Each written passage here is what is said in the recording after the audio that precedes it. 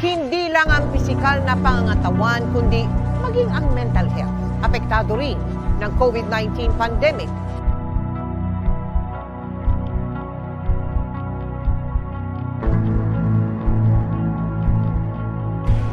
Kabataan ang karamihang nakakaranas ng depresyon ayon sa pag-aaral ng World Health Organization at minsan nauuwi ito sa pagpapakamatay.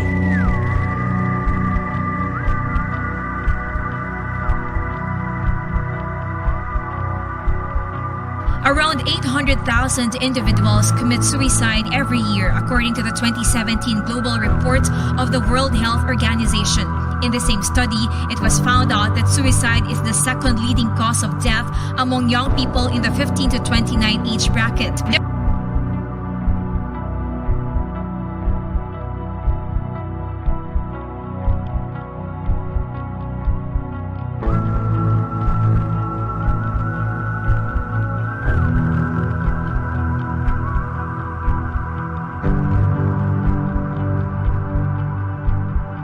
Ayon sa Department of Health, 4 sa bawat 100,000 Pilipino ang nagpapakamatay taon-taon.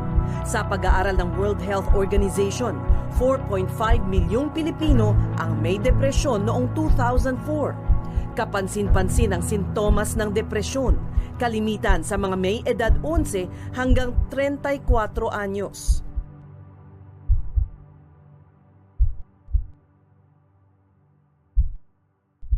It's a sign of strength to ask for help. You are weak. Asking for help is not a sign of weakness. It's a sign of strength. You're smart when you ask for help. You're being smart. The biggest thing I want to tell you is that it's okay to struggle.